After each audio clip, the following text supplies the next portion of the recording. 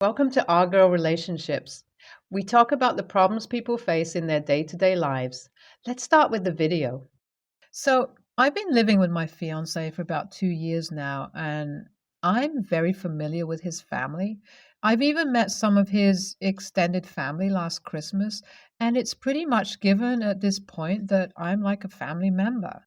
I actually met my sister-in-law the first time when she was pregnant and have seen her struggle throughout the pregnancy and even after giving birth. When the baby was newly born, it was understood that both she and her husband would be overwhelmed by the sudden change in their lifestyle with no prior experience.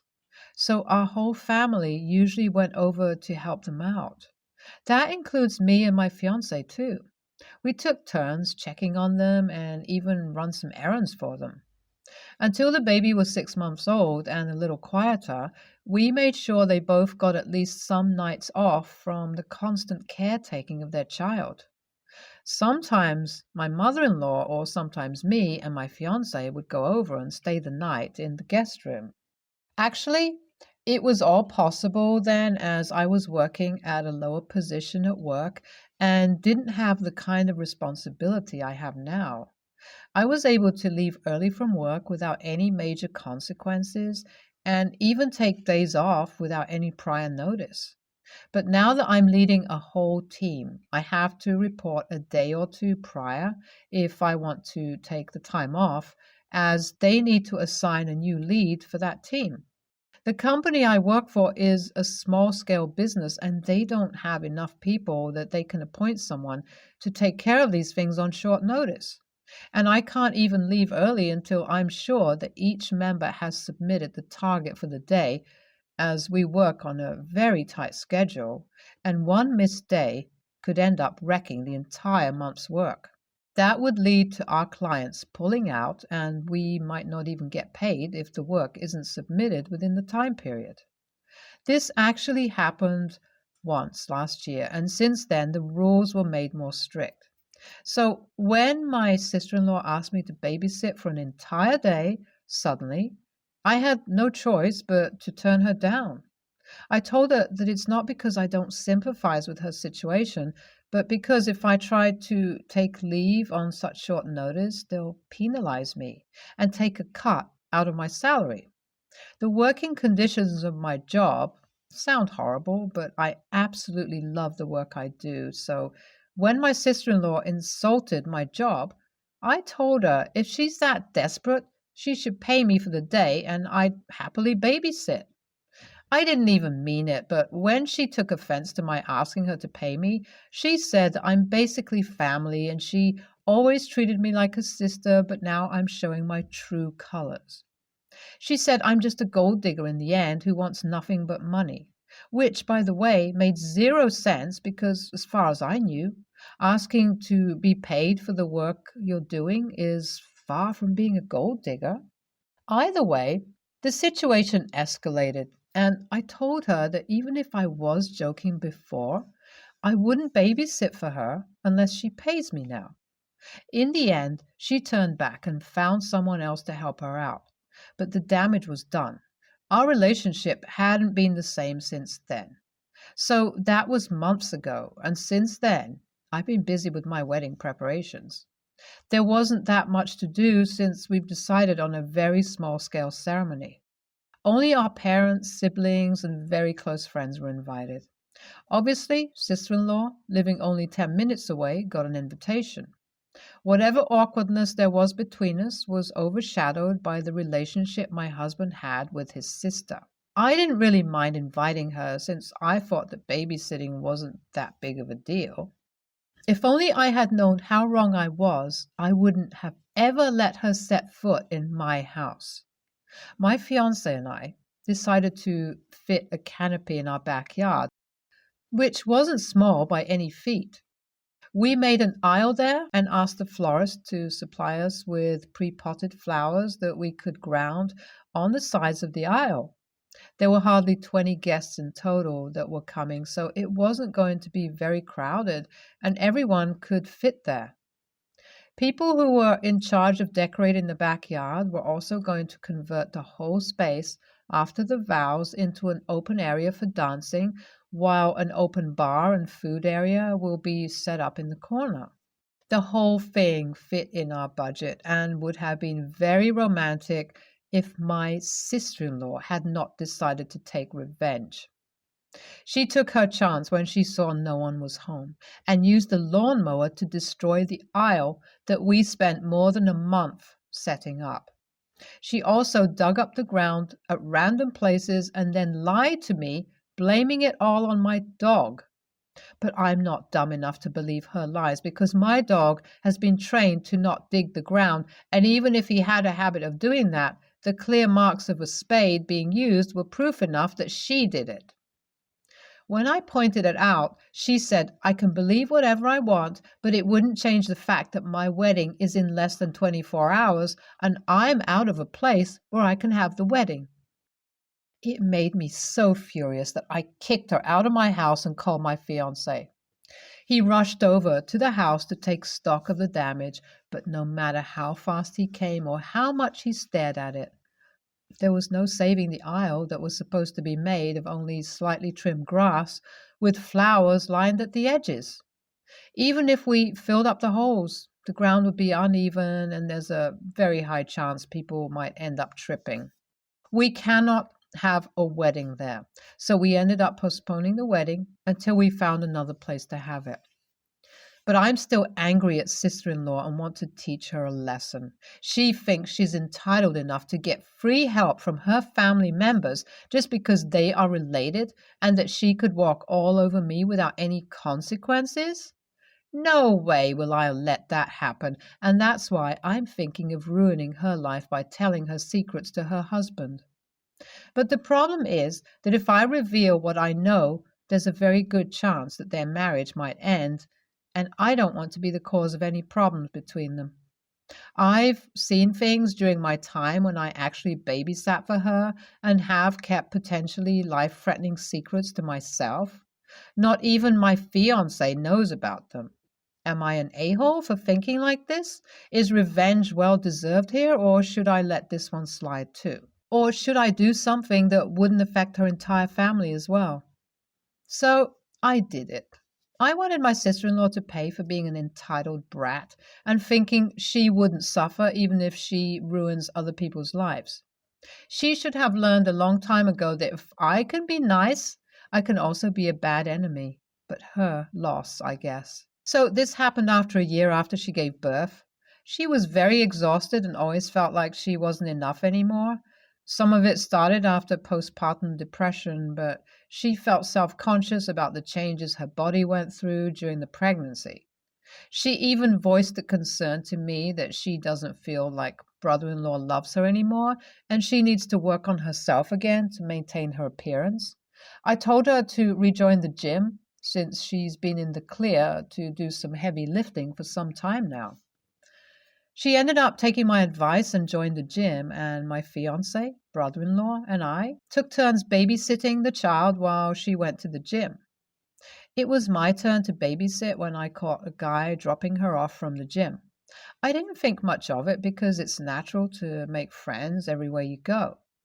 But what was not natural was the kiss I witnessed between them. Sister-in-law did end up pushing him away and later explained to me how he had a crush on her and finally acted on it that day. But I was still a little wary of them. She convinced me not to tell her husband, as nothing was going on between them, and this might create unnecessary problems, which was totally understandable since guys can initiate a kiss, and as long as you're walking away from it, it should be fine. So I kept that a secret until I saw it happen again. This time, around the same block, I go grocery shopping too.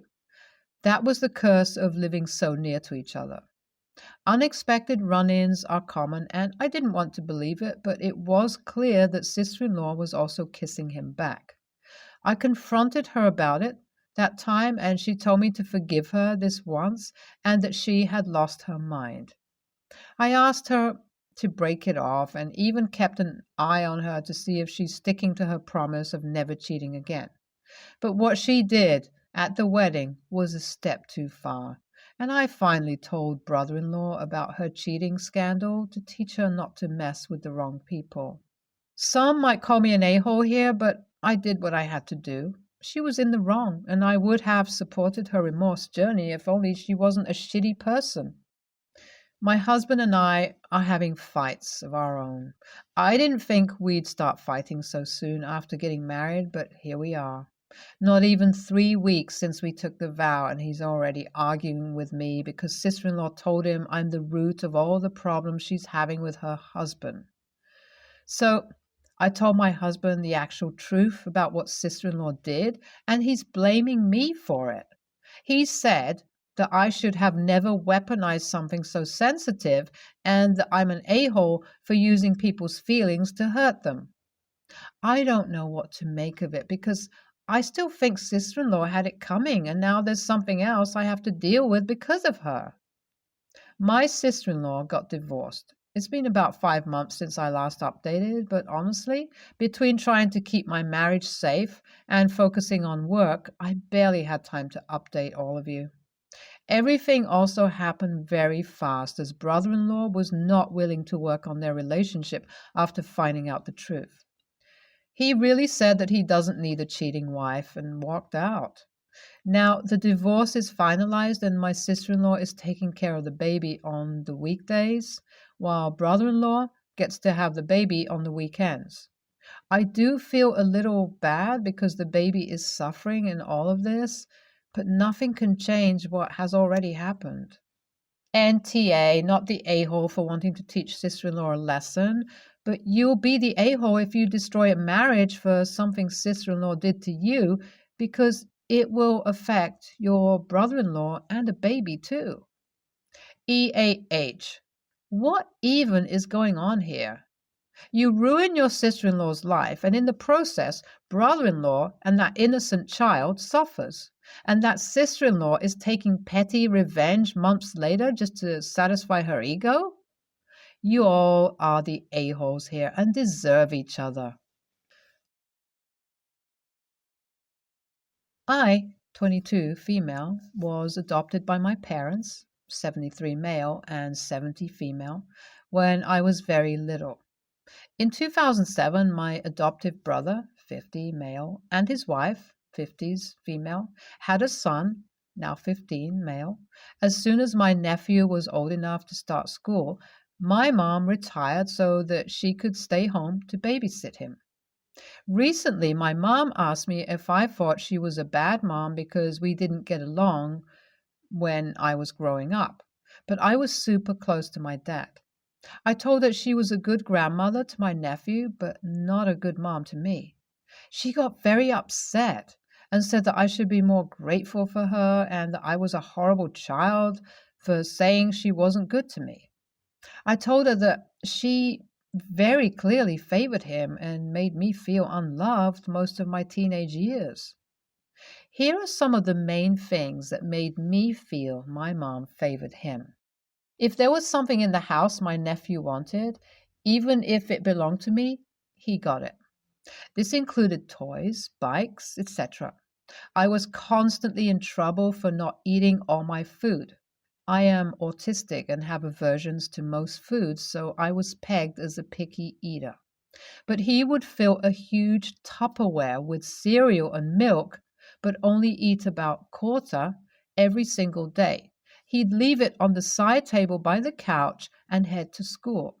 He still does this, and my dad is the only person that's ever gotten onto him for it. I joined the band in middle school and had to be at school early for rehearsal. My mom didn't want to drive to the school twice, and my nephew didn't like having to wait to go inside, so she wouldn't go early. I got a D in band one year due to this. During an argument over my PS2, my nephew told me that no one loved me as much as they loved him because I'm adopted. My mom heard but said nothing. On my 16th birthday, I had a band concert. It was in February at night and very cold outside. My nephew wanted to go see a movie, So my mom left halfway through to take him and left me to walk home. My mom and dad drove separately, and he thought she had taken me to the movie with them after the concert. I was often stuck at home during summers while she took him to movies, the aquarium, or other places he wanted to go. At 16, I told my mom it felt like she loved him more than me, and she responded, "He's my grandson. It's supposed to be that way." In every argument, she took his side. His events were more important than mine. On my birthdays, I had to pick a place he would want to eat or just stay home. My entire life became catered to his. Since that conversation, my phone has been blowing up. She told my family, and they, aside from my dad, are all texting me to say how mean and horrible it was that I said that. I was answering her question honestly, but now I'm afraid I may be TA for not just reassuring her and keeping the truth to myself. NTA. You don't ask a question you don't want to know the answer to. She was feeling guilty before you confirmed what she thought, that she was a shitty mother to you. You are NTA.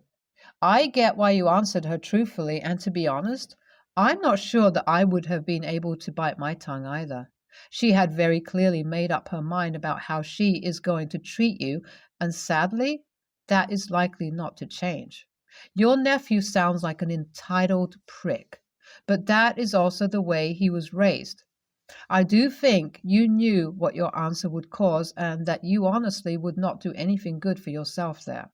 But it is hard not to give someone what they ask for. I would put distance between you and her. Talk to your dad, answer the rest of your family honestly, and explain your side. You can let them decide for themselves if they are going to be blind about things or not. They likely are aware of how you were treated, as it doesn't sound like your mother hid her actions around others. You might let this be a blessing where you find out who is really your family.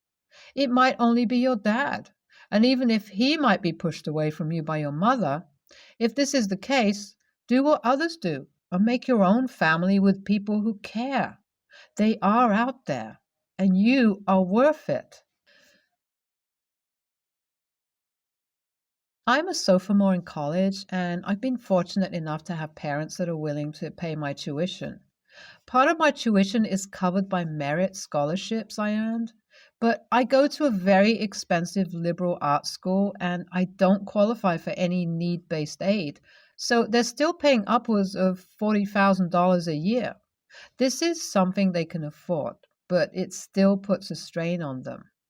I have my own things I want to buy on the side, clothes, cologne, guitar stuff, and although my parents give me a credit card, I feel bad using it for anything but small things since they're already spending so much money on me. So I've been on the lookout for a job. Since I go to a liberal arts school without a grad school, the TA positions go to undergrads. A freshman history TA position opened up under a professor I had and was well liked by last year, so I decided to apply. It seemed a good job for me. I'm interested in the subject, like the prof I'd be working under, and it offers a relative amount of free time. I'd have to hold office hours 3 times a week for 3 hours each, and whichever parts of those 3 hours I wouldn't have students coming in would be free for me to do my own homework or whatever.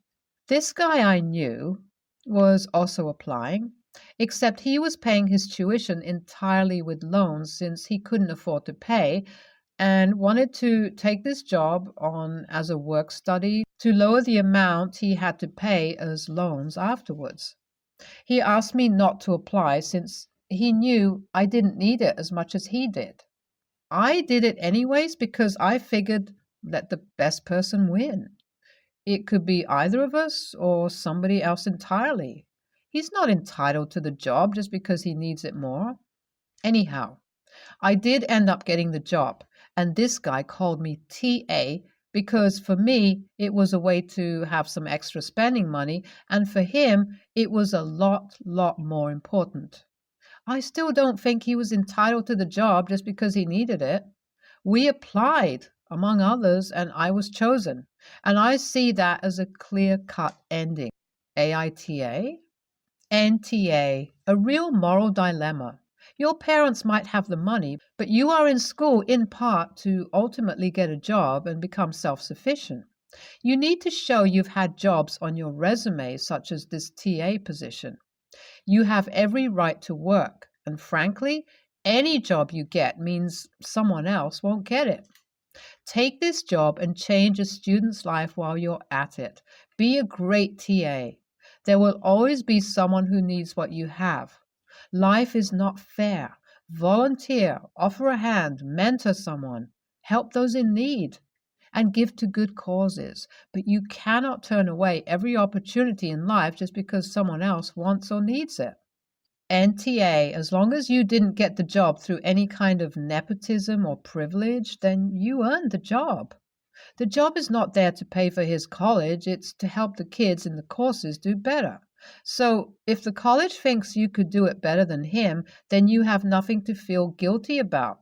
And this person could get a different part-time job. NTA, I bet if you were just spending your parents' money and never looking for a job, he would be calling you an entitled a-hole for getting everything handed to you. Sometimes you can't win. I would like to say fair play to you for wanting a job to be more self-sufficient. You earned the job fairly. Enjoy it. What's for you won't pass you. Your friend may look back in a few weeks and be glad he didn't get it because something that suited him better came along. Good luck with the new job.